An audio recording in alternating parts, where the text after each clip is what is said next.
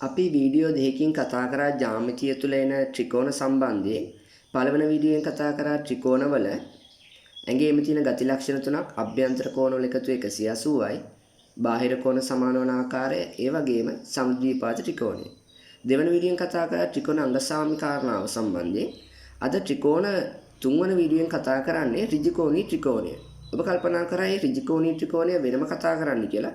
මේක දරුවනේ මේ ගණන් රටාවල පුදුමාකාර වැදගත්කමක් තියෙන ගානක්. ඒ වගේම පුදුමාකාර වැදගත්කමක් තියෙන ත්‍රිකෝණයක්. ත්‍රිකෝණී ත්‍රිකෝණයකදී ඔබ මුලින්ම හඳුනා ගන්න ඕන කාරණාව තමයි ෆයිතගරස් සම්බන්ධතාවය.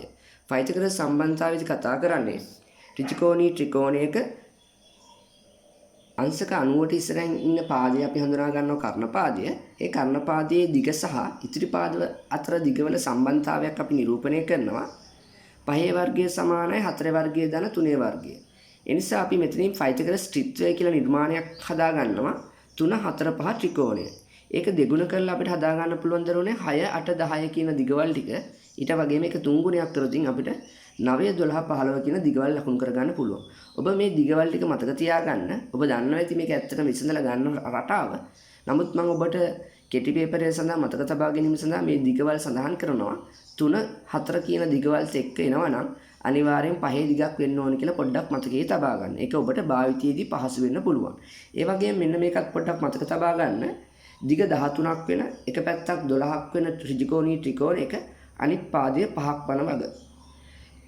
මේවා අපි ෆයිතගරස් ත්‍රිත්ව කියලා අපිට කතා කරන්න පුළුවන්. මේක විශේෂ අවධානයකින් මතක තියාගන්න.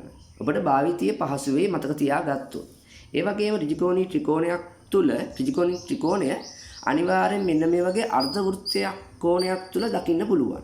ඒතකොට මෙතන අර්ධ වෘත්තීය කෝණයක් කියලා වට හඳුන ගන්න ප්‍රධානම ලක්ෂණය තමයි වට කියන්න ඕන AB කියන්නේ විස්කම්භය කියලා. එහෙම නැත්නම් O කේන්ද්‍රය වෙන වගේ කියන්න ඕන. ඔබට O කේන්ද්‍රය කියලා සඳහන් කරලා තියෙන්න ඕන.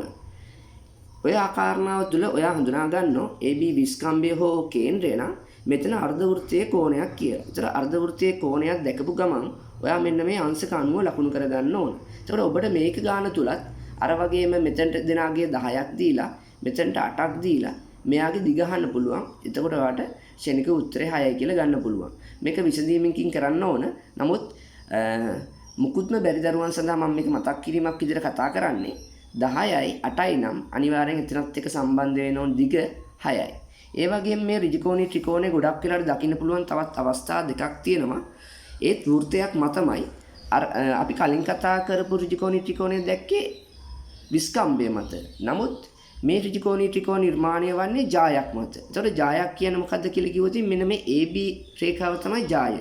පරිධියේ ලක්ෂ දෙකක් යා කරන රේඛාව. ඒතකොට මේ ජාය සමග ඔබට පේනවා මේ කේන්ද්‍රය යා කරලා තියෙනවා. ඒතකොට මේ සටහන තුල අනිවාර්යෙන් දත්ත විදිහට ලකුණු කරලා තියෙන්නේ මෙන්න මේ අංශක 90. හැබැයි මේ සටහන තුල ලකුණු කරලා තියෙන ජායක් සමග කේන්ද්‍රය යා කරලා මෙන්න මේ ජාය සමාන කොටස් දෙකකට බෙදුණු බව. එතකොට ඔබට මතක ඇති පන්තියේ මම කතා කරා දරුවනේ මේ වගේ ගණන් වල 90 නම් ජාය දෙකට බෙදේ කියලා පුංචි අදහසක් ඔබට දීලා තිබුණා. ජාය දෙකට බෙදේ නම් 90 වේ කියලා අදහසක් දීලා තිබුණා. එතකොට අපි කෙටියෙන් මෙන්න මෙහෙම හිතමු. 90 නම් ඒ කියන්නේ 90 ලකුණු කරලා තියෙනවා නම් ඕනෑම ජායක මෙන්න මේ රේඛා දෙක ඇඳ ගන්න. කැපුම් දෙක දා ගන්න. ඒ කියන්නේ ජාය දෙකට බෙදෙන වගේ ලකුණු කරගන්න ඕන.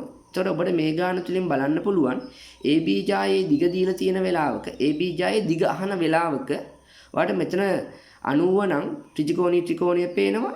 එක පැත්තක් 5යි එක පැත්තක් 3යි. එහෙනම් මෙන්න මේ පොඩි කොටස වෙනවා 4ක්. එතකොට AB ජායේ දිග ඇහුවොතින් ඒ වගේ සමාන කොටස් දෙකක් නිසා වෙන්න අපි AB ජායේ දිග 8යි කියලා කියනවා. ඒක අනිත් පැත්තට යන ගානක් හැදුවොතින් AB ජායේ දිග 12යි කියලා දීපු වෙලාවක ඔයා තේරුම් ගන්නවා මෙතන ජාය දෙකට බෙදලා තියෙයි කියලා තීරණය කරලා තියෙන නිසා මේ දිග 6යි. 6ත් එක්ක 10 යනවා නම් අනිවාර්යෙන් මෙන්න මේ උස කීයක් වෙන්න ඕනද? 8ක් වෙන්න ඕන. මෙතන ජාය සමානව කොටස් දෙකකට බෙදලා තියෙනවා නම් දරුවනේ අනිවාර්යෙන් අංශක 90 ලකුණු කරගන්න ඕන. මේ වගේ ගණන් රට අනිවාර්යෙන් ඔයාගේ විභාග පේපරේ MCQ පේපරය තුළ ගොඩාක් වෙලාවට භාවිතා වෙනවා. MCQ විතරක් නෙවෙයි දරුවනේ රචනා වෘත්ත සාධනය සම්බන්ධ ගණන් වල භාවිතා වෙනවා. නමුත් MCQ පේපරේට ඔබට මේ නෝට් එක ගොඩාක් පිටුවහලක් වෙයි කියලා හිතෙනවා. ඒ නිසා මේ වීඩියෝ එක බලන්න දරුවනේ අනිවාර්යෙන් ඔබට MCQ පේපරේන ත්‍රිකෝණී භාවිතය ත්‍රිකෝණී ත්‍රිකෝණ භාවිතය ඉතාමත්ම සරලව කරගන්න පුළුවන්. එහෙනම් අපේ සියලු දරුවන්ට බොහොමත්ම ස්තුතියි.